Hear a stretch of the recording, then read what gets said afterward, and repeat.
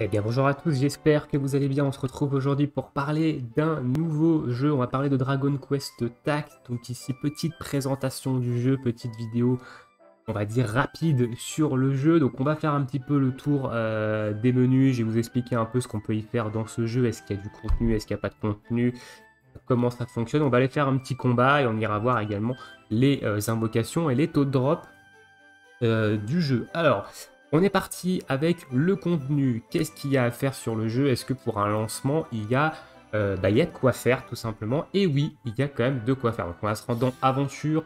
Tout le contenu du jeu est répertorié ici. Donc ici, vous avez les quêtes d'entraînement. Ici, vous avez l'aventure qui est l'histoire principale, qui est plutôt longue, honnêtement. Moi, j'en suis actuellement au chapitre 8 et je crois qu'il doit y avoir plus de 13 chapitres. J'ai vu des unités qui s'obtenaient dans le chapitre 13-15. Donc, il y a quand même des choses à faire en termes d'histoire. Ici, on a tout ce qui est événement. Donc, à l'heure actuelle, j'ai pas débloqué cet événement-là, mais il y a l'événement de lancement du jeu qui vous donne un ticket d'invocation sur le portail standard tous les jours, donc qui est très facile à faire. Il faut le faire, ça coûte pas d'endurance de le faire, donc c'est très bien. Ici, on a la route de combat qui est un petit peu, je vais appeler ça le contenu endgame du jeu. À l'heure actuelle, tout simplement, vous avez différentes routes de combat qui vont vous demander d'utiliser certaines unités. Donc, il va falloir obtenir certaines unités. La plupart sont des unités free-to-play, hein, et il va falloir les monter pour avancer évidemment dans les routes et faire toutes les routes de combat. Donc, ça, c'est un contenu qui ne coûte pas du tout d'endurance, hein. Vous voyez ici l'endurance qui est un truc qu'on retrouve dans pas mal de gacha games. Du coup, ça ne coûte pas du tout d'endurance. Donc, vous pouvez tryhard ça ne vous coûtera rien. Donc, c'est très bien. Ça donne des bonnes récompenses également. Et ici, vous avez évidemment toutes les tâches un petit peu d'entraînement pour monter vos personnages, améliorer vos personnages. Donc vous avez les tâches quotidiennes ici, qui vous donnent des bouquins d'XP, de l'or, vous savez, les quêtes de maîtrise qui vous permettent d'augmenter l'éveil de tel ou tel type de perso. Vous pouvez les faire une fois par jour, c'est gratuit, ça coûte pas d'endurance non plus, hein, endurance 0. Et ici, vous avez les rangs qui vous permettent d'augmenter le cap de niveau de vos personnages. Donc, par exemple, il y a des personnages, vous allez les monter, ils vont être bloqués niveau 40. Il va falloir faire une espèce d'ascension, donc augmenter son rang avec les items que vous allez dropper ici et dans le mode histoire également pour pouvoir passer le rang suivant de votre unité et pouvoir le monter en niveau au-delà du niveau auquel vous étiez bloqué.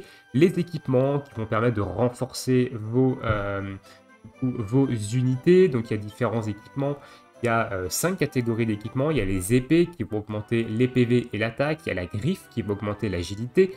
L'agilité, c'est la stat qui va déterminer l'ordre de passage de vos unités. Plus une unité aura d'agilité, plus elle attaquera, plus il y aura de chances qu'elle passe en premier lors du tour. Les bâtons qui vont augmenter la sagesse qui va augmenter la puissance des sorts, donc les unités qui ont des capacités de type sort, et c'est la sagesse qui va augmenter les dégâts de ces capacités. La dague qui va augmenter les PM, donc les points de mana, qui vont vous servir à lancer des capacités, et également la sagesse, donc ici ça marque la puissance d'aptitude, mais c'est de la sagesse, qui va également du coup augmenter la puissance des sorts, et la hache qui va augmenter l'attaque qui elle augmente les dégâts de l'action attaque, le fait d'attaquer simplement et de ne pas lancer de capacité, et également il va augmenter la puissance des capacités, où c'est marqué que ce sont des capacités de type physique.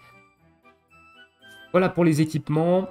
Ensuite, on a les aptitudes ici. Donc là, vous avez tout un tas de combats en fonction du type d'aptitude, hein, qui vont vous permettre d'améliorer les aptitudes de tel ou tel type. Donc si j'ai par exemple une unité qui fait des attaques de type foudre et que j'ai envie d'améliorer ses capacités parce que pour qu'elle fasse plus mal, je vais aller farmer. Amélioration foudre ici, ça va me donner des bouquins d'amélioration foudre et je vais pouvoir améliorer mes aptitudes de type foudre. Même chose pour Elec, Banque, Tornade, Glace, Crame, Flamme et 100 types. Donc voilà un petit peu en termes de contenu ce qu'il y a à faire. Il y a quand même pas mal de choses à faire honnêtement, et il y a surtout pas mal de cristaux à aller se chercher. Il faut savoir que un combat du coup vous donne 50 cristaux la première fois que vous le réalisez, que vous le terminez, et vous avez 3 objectifs par combat qui vous donnent chacun 10 cristaux. Vous avez 80 cristaux par combat.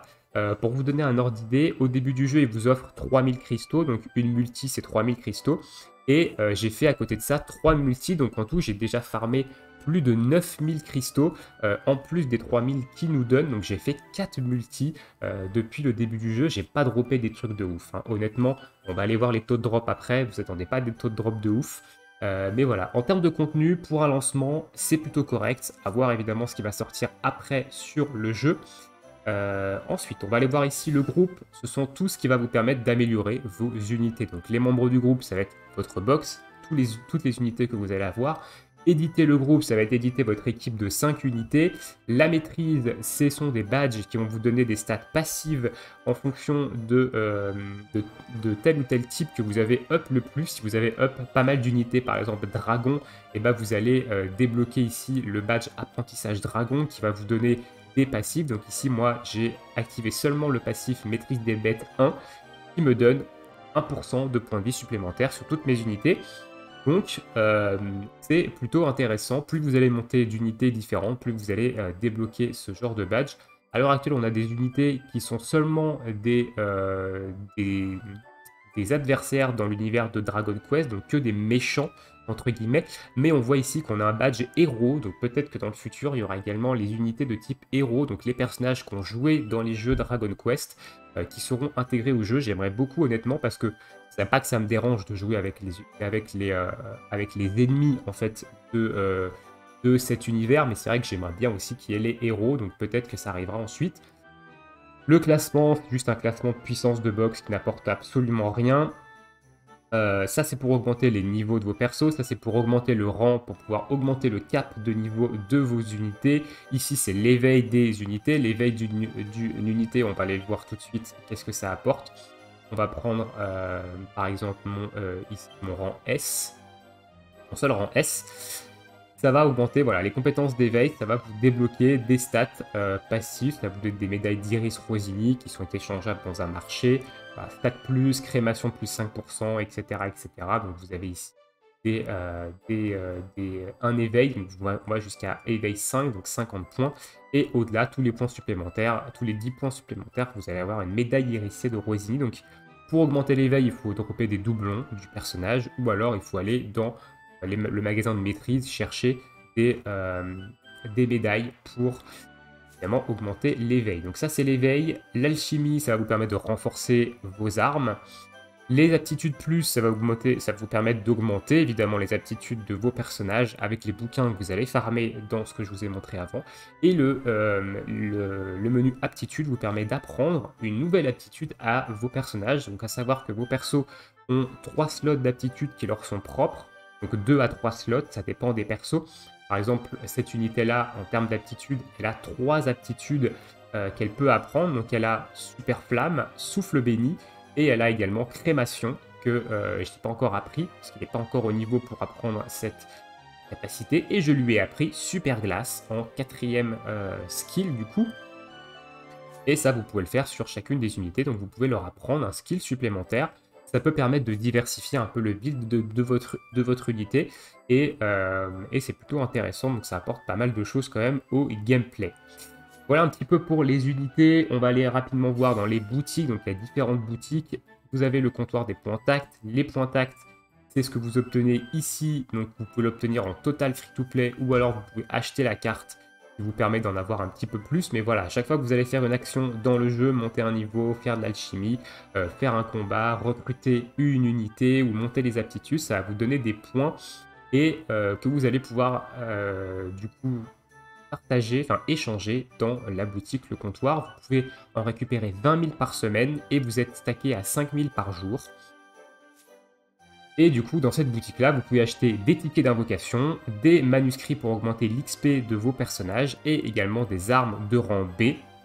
Alors honnêtement, moi je privilégie les manuscrits d'XP pour augmenter mes unités, pour augmenter le niveau de mes unités, mais également on pourrait acheter des tickets d'invocation pour pull sur les bannières. Donc ça c'est plutôt intéressant honnêtement, sachant que c'est illimité, donc vous pouvez en avoir 20 000 par semaine, c'est très facile d'en avoir 20 000, ça fait 20 tickets d'invocation.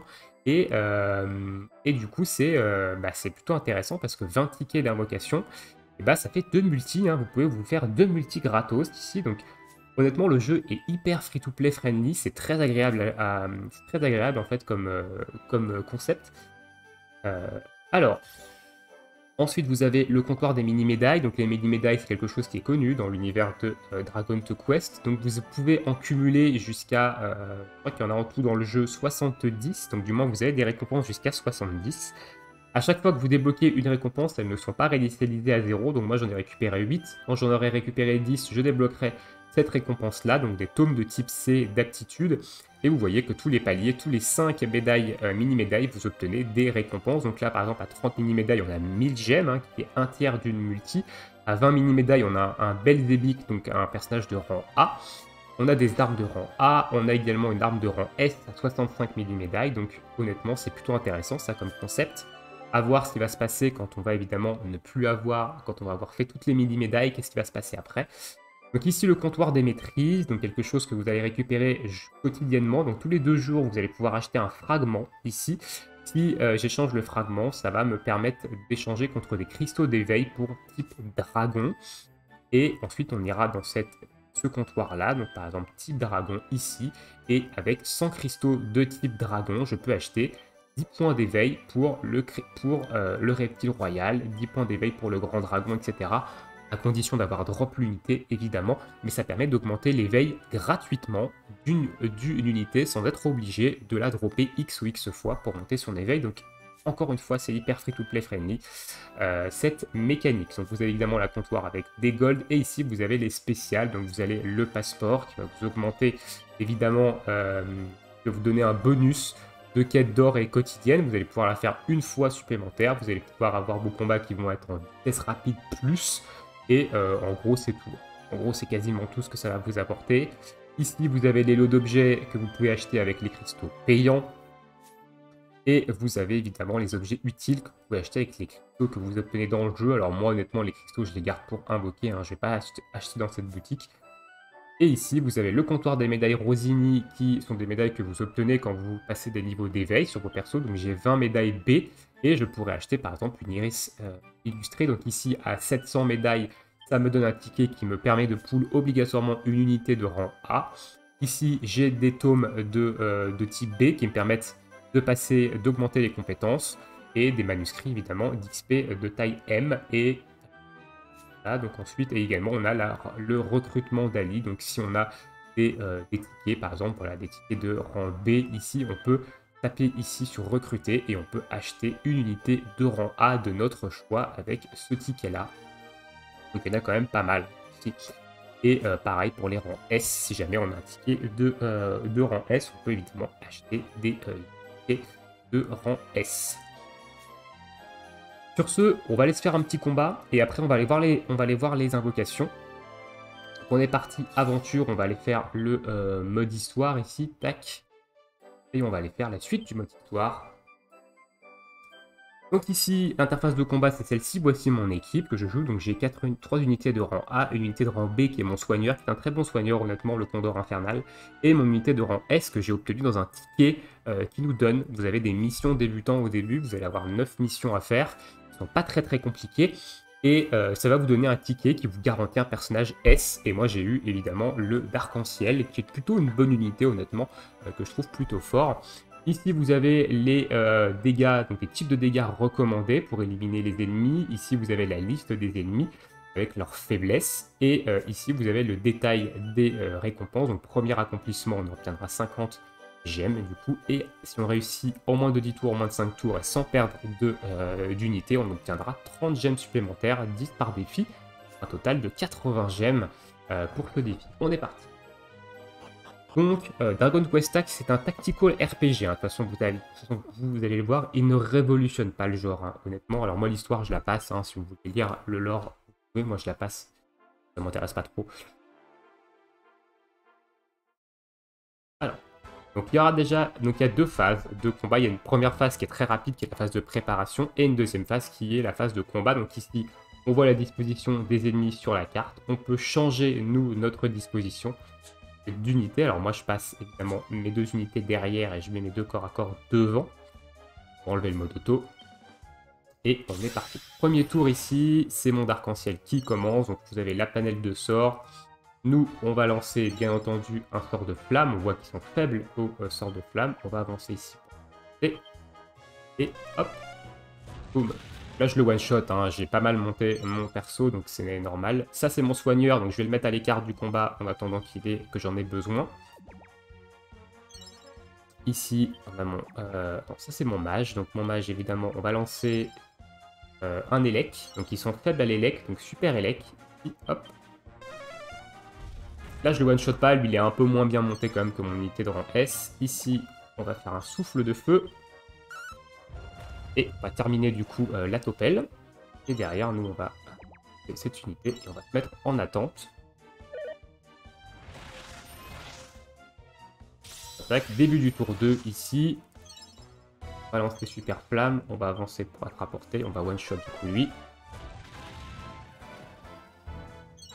Mon soigneur, on va le positionner ici.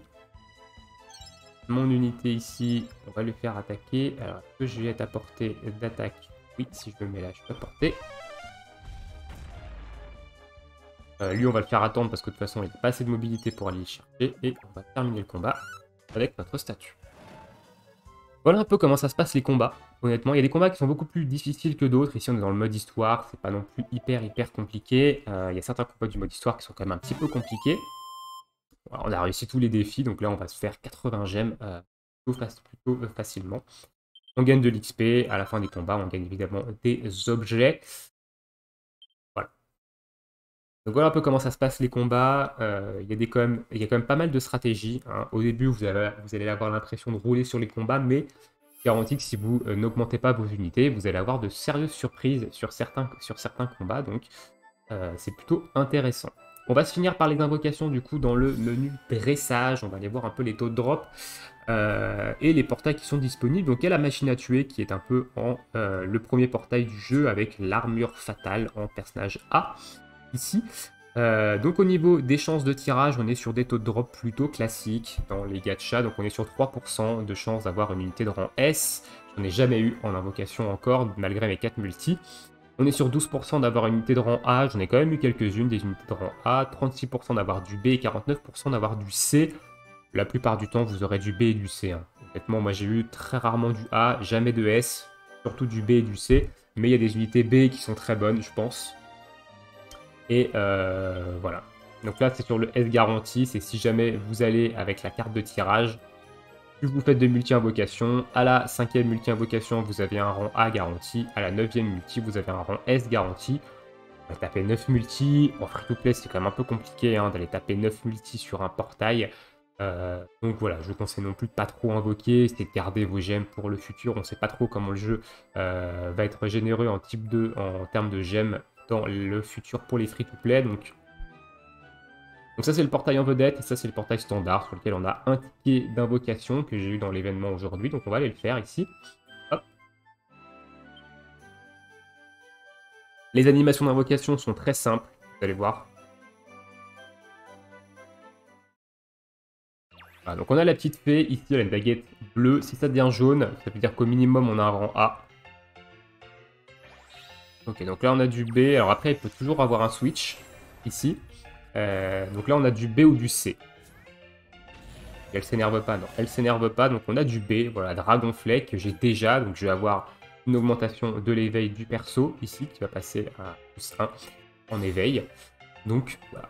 Voilà un petit peu pour les invocations, comment ça se passe. J'ai pas plus de gemmes, j'ai pas gardé de gemmes évidemment pour faire une vidéo d'invocation. Si je continue à jouer au jeu, évidemment, là, je vais paquer mes gemmes pour le prochain portail, je pense.